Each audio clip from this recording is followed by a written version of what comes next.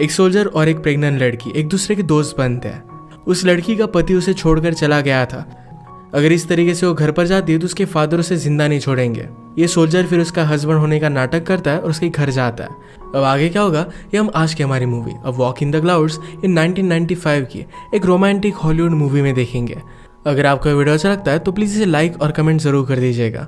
अब बिना किसी तरीके एक्सप्लेनेशन स्टार्ट करते हैं। मूवी स्टार्ट होती है और हम हमारे मेन कैरेक्टर पॉल को वॉर से वापस आता हुआ देख सकते हैं।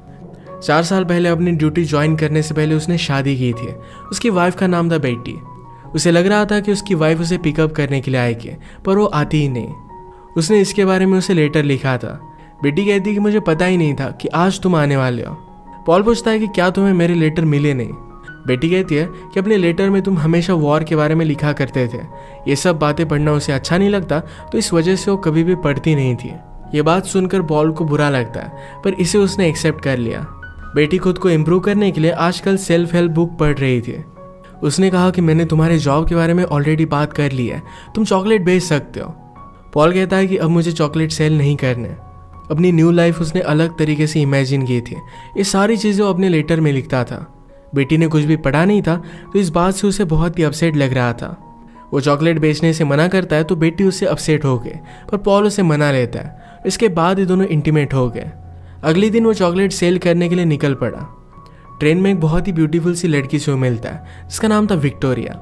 विक्टोरिया को अपना बैग रखने में ज़रा प्रॉब्लम हो रहा था, तो उसे हेल्प करने लग गया। मेरे बैग नीचे गिर जाता है।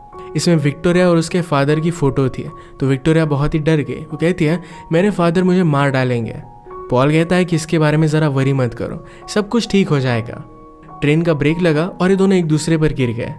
पॉल उसे उठने में मदद करता है और विक्टोरिया ने उसी पर उल्टी कर दी। ये पॉल का आर्मी का यूनिफॉर्म था, तो जाकर इसे साफ करने लगता है। टीसी ने पॉल का टिकट चेक किया तो पॉल को जहाँ पर जाना था उसके पिछले स्टेशन का टिकट है। विक्टोरिया के पॉल पर उल्टी करने की वजह से सब लोगों को उसकी बास आ रही थी। वो वापस आता है तब तक विक्टोरिया सो चुकी थी।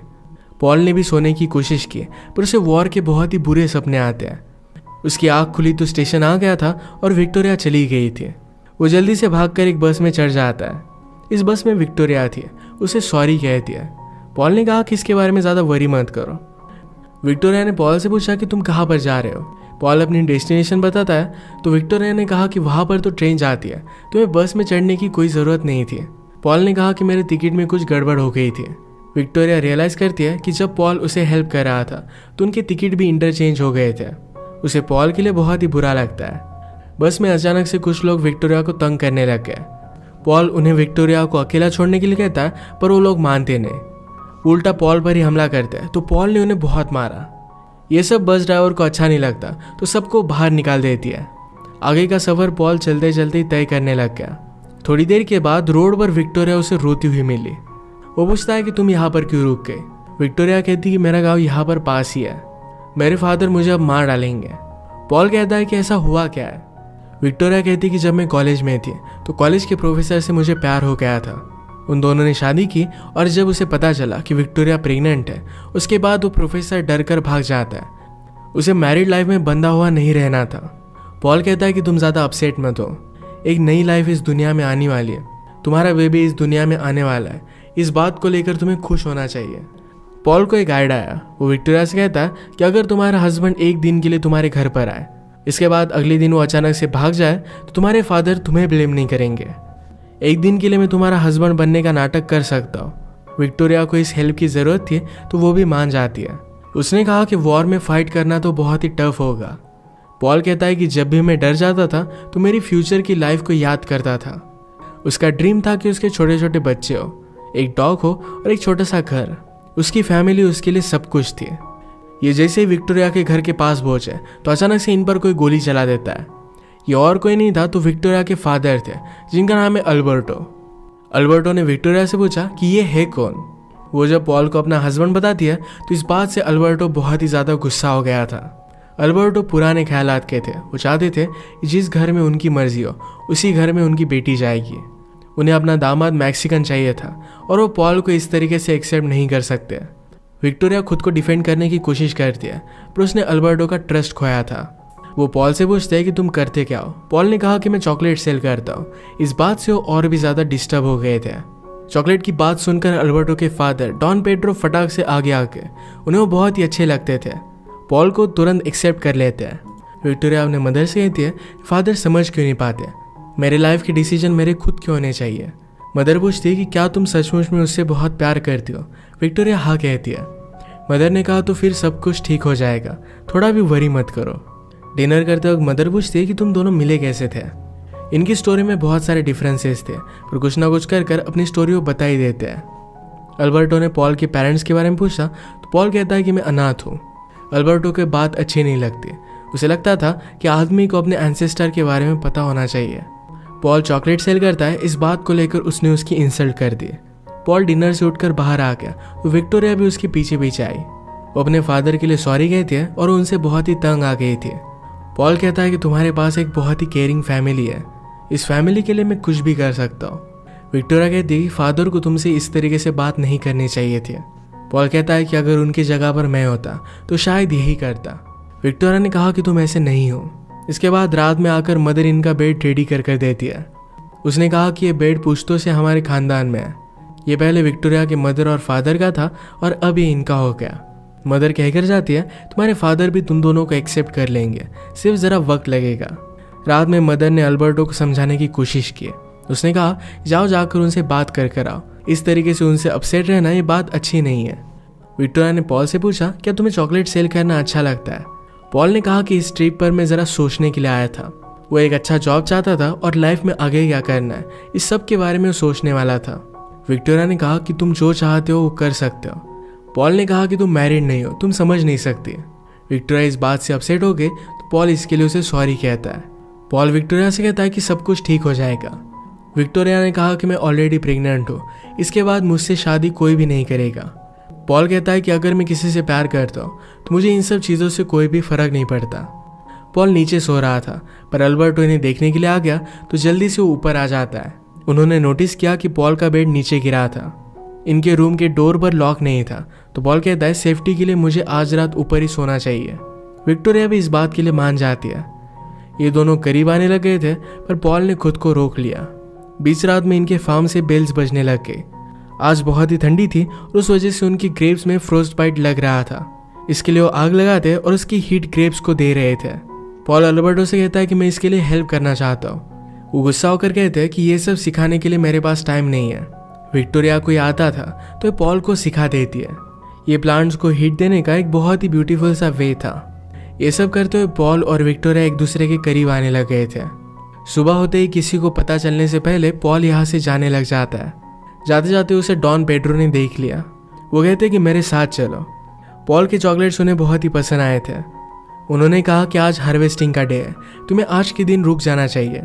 पॉल इसके लिए मना करता है तो डॉन पेड्रो ने कहा कि अल्बर्टो ठीक कह रहा था, उसने मुझे बोला था कि तुम विक्टोरिया को छोड़कर भाग जाओगे।